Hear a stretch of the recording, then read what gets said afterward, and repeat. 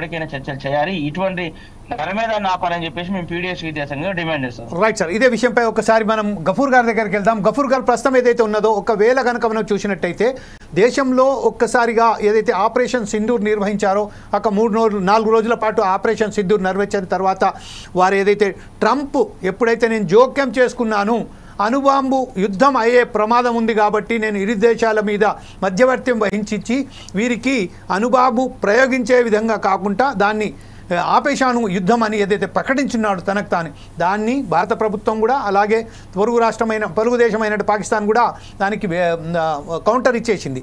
కాకపోతే ఏంటంటే దాని తర్వాత ఒక కమిటీ ఏర్పాటు చేసి వేరే దేశాలకు వెళ్ళి అక్కడి నుంచి వెళ్ళి ఈ ఏదైతే పాకిస్తాన్ చేస్తున్నదో దురక్రమణలు, అలాగే ఈ దేశ విద్రోహ చర్యలు ఏదైతే చేస్తున్నదో మా భారతదేశానికి విద్రోహ చర్యలు ఏదైతే చేస్తున్నారో పాల్పంచుకుంటున్నదో దేశద్రోహ చర్యలు, దానికి సంబంధించింది మాట్లాడండి, లైజనింగ్ చేయండి అని ఒక కమిటీ ఏర్పాటు చేశారు. అది విదేశాంగకు సంబంధించింది. కానీ మన దేశంలోనే ఇంత హింస జరుగుతున్నప్పటికీ, ఇంత అనేక మంది జరుగుతున్నప్పటికీ వారికి సంబంధించిన పార్లమెంటుకు సంబంధించిన అదే కాంగ్రెస్ పార్టీ, అలాగే సమాజ్వాదీ పార్టీ, అలాగే వేరే ఎవరైతే పార్టీ ఉన్నారో ఎన్డీఏకు ఏదైతే వేరేగా ఇండియా INDIA ఏదైతే ఉన్నదో వారెందుకు ఇంత స్పందించలేకపోతున్నారు సరైన పద్ధతిలో? మీరేమనుకుంటారు ఈ విషయంలో? జమీల్ గారు, స్పందించాలా లేదంటే స్పందించాలి, అందులో ఏం సందేహం లేదు, స్పందించి ఉండవలసింది ఇప్పటికే.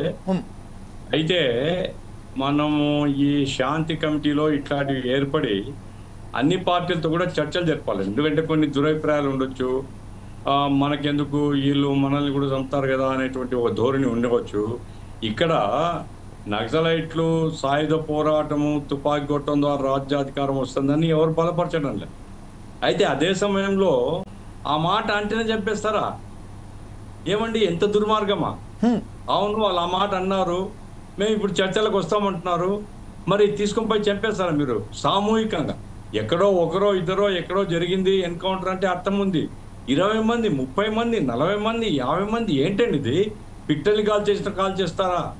చాలా దుర్మార్గం ఇది.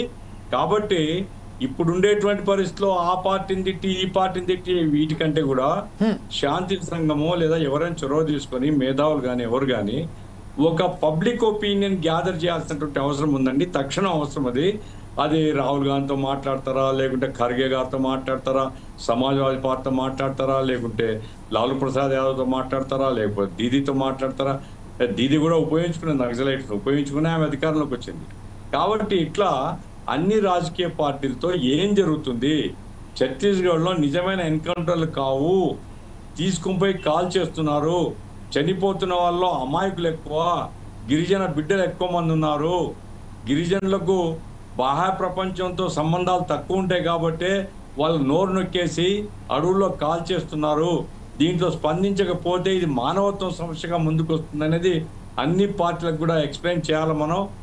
నన్ను అడిగితే ఒక క్యాంపెయిన్ కనుక జరిగితే ఈ పార్టీలని ఒక వేదిక మీద తీసుకోవడం పెద్ద కష్టం కాకపోవచ్చు. ఆ రకంగా బీజేపీని వేరు చేసి, బీజేపీని ఒంటరిపాటు చేసి మిగతా వాళ్ళందరూ పబ్లిక్ ఒపీనియన్గా మొబిలైజ్ చేస్తే గవర్నమెంట్ ఒత్తిడి పెరుగుతుంది.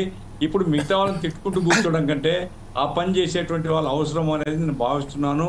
ఏమైనప్పటికీ భారతీయ జనతా పార్టీ ఇప్పుడు ముస్లింలను వేరు చేసి మూకాత్యలు చేయడం లేదా? ఎవరిచ్చారు అధికారం వీళ్ళకు? అంటే ముస్లింలకు నోరు లేదు, బలహీనులు. ఇప్పుడు గిరిజనులకు నోరు లేదు, బలహీనులు. దళితులకు నోరు లేదు, బలహీనులు. ఇట్లాంటి బలహీన వర్గాల్ని టార్గెట్గా పెట్టుకొని తమ మతోన్మాద అజెండాతో దేశం నెత్తి మీద రాజ్యం వెళ్తున్నటువంటి ఈ శనిగ్రహాన్ని వదిలించుకోవాల్సిన బాధ్యత ఉంది. అందుకోసమే లైక్ మైండెడ్ పీపుల్ అంతా ఈ విషయంలో ఒత్తిడి పెంచడం కోసం మిగతా వాళ్ళందరినీ కూడా కలుపుకొని రావాల్సిన అవసరం ఉందని నేను భావిస్తున్నాను. రైట్ సార్, ఇదే విషయంలో ఇంకొకసారి మీ దగ్గర ఇప్పుడు ప్రస్తుతం ఏదైతే ఉన్నదో శాంతి చర్చల కమిటీ అని, లేకుంటే జస్ట్ ఏదైతే కమిటీలు పెట్టారో చర్చల కమిటీ అని, ఈ విషయంలో మాత్రం కేవలం మన ఉభయ రాష్ట్రాలలో మాత్రం వీళ్ళు పనిచేస్తున్నారు.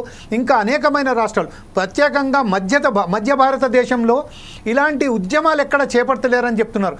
అదే ఛత్తీస్గఢ్ ప్రాంతంలో కూడా కాంగ్రెస్ ప్రభుత్వం ఎంత చెప్పినట్టుకును వారికి పర్మిషన్ ఉన్నదా లేదా అన్నట్టుగా వారు మరొకసారి మాట్లాడుతున్నారు. కానీ వారికి ఆ వాతావరణం సృష్టించలేరు. కాకపోతే వారు ఏవైతే ప్రజా సంఘాల వాళ్ళు బయటకు వచ్చి మాట్లాడడానికి ప్రయత్నం చేస్తున్నారో వారి మీద చెరుకు సుధాకర్ గారు అన్నట్టుగా వారి మీద దేశద్రోహ చర్యడు, అర్బన్ నక్సలైట్, ఇప్పుడు మన మిత్రులు సిపిఐకి సంబంధించిన కార్యవర్గ సభ్యులు వాళ్ళు కూడా చెప్పారు, అర్బన్ నక్సలైట్లానే ముద్ద వేస్తున్నారు వారి మీద, వేసి వారిని కూడా అనేక విధాలుగా వారి మీద ఒత్తిడి తీసుకొస్తున్నారు, భయభ్రాంతులకు గురి చేస్తున్నారట్టుగా తెలుస్తుంది. ఈ విషయంపై మీరేమంటారండి? ఇప్పుడు జమీల్ గారు, ఫ్యాక్ట్ ఏంటంటే ఇప్పుడు ఛత్తీస్గఢ్లో బీజేపీ గవర్నమెంట్ ఉంది, కాంగ్రెస్ గవర్నమెంట్ లేదు. బీజేపీ గవర్నమెంట్ వచ్చిన తర్వాత వాళ్ళు టార్గెట్ ఫిక్స్ చేసినారు, ఆ టార్గెట్ ప్రకారంగా చంపేస్తున్నారు. వాళ్ళ ఉద్దేశం ఏంటంటే మొత్తం అందరినీ ఎలిమినేట్ చేసేసి ఇక ఫ్రీ ఫ్రమ్ నక్సలిజం అని పెట్టేసి అడవిలో చాలా విలువైన ఖనిజాలు ఉన్నాయి, వాటిని ఆక్షన్ వేసి డబ్బులు సంపాదించాలనేటువంటి ప్రయత్నంలో వాళ్ళు ఉన్నారు. అందుకోసం దీనికి అర్బన్ నక్సల్స్ ఎవరు అర్బన్ నక్సల్స్ అవన్నీ పక్కన పెడదాం. నా పాయింట్ ఏంటంటే నక్సలైట్ల పైన సానుభూతి పరులు ఢిల్లీలో కూడా పెద్ద మోతాదులో ఉన్నారు, ఉత్తర భారతదేశంలో పెద్ద మోతాదులో మేధావుల్లో ఉన్నారు.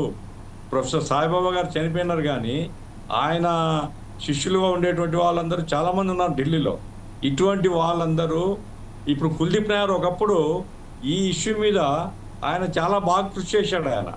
అటువంటి వాళ్ళను ఈ విలేకరులలో కానీ, పాత్రికేయ సంపాదక వర్గంలో ఉండే వాళ్ళు కానీ, మేధావుల్లో ఉండేటువంటి కానీ, రాజకీయ పార్టీల వాళ్ళని కానీ క్యాంపెయిన్ చేసి చొరవ తీసుకునేటువంటి వాళ్ళు ఇప్పుడు ఉభయ రాష్ట్రాల్లో కమిటీ ఏర్పడి ఉండొచ్చు. కమిటీ లేకపోయినా ఒకరిద్దరు పోయి ఢిల్లీలో మకాం వేయాలని తప్పదు. ఒక యుద్ధ వాతావరణం ఉండి రోజు మనుషులను చంపేస్తుంటే ఢిల్లీలో పోయి కూర్చునేటువంటి క్యాంపెయిన్ కోసం ప్రయత్నం చేయడం మన బాధ్యత. సరే సక్సెస్ అవుతామా లేదా వేరే సంగతి, కానీ ఆ రకంగా క్యాంపెయిన్ చేసి ముందు ఆపరేషన్ కగార్ ఆపేయండి, చర్చలు జరపండి. వాళ్ళ సాయుధ పోరాటాన్ని మేము కూడా బలపరచడం లేదు, వాళ్ళను ప్రధాన ప్రజాస్వామ్య స్రవంతిలో రప్పించడానికి ప్రయత్నాలు చేద్దాము అనేటువంటి పద్ధతిలో క్యాంపెయిన్ చేయడం మాత్రం అవసరం. అదే ఆ పార్టీ సానుభూతి పరులు ఉన్నారు చాలామంది, ఈ శాంతి సంఘం సభ్యులు కానీ ఢిల్లీలో కూర్చొని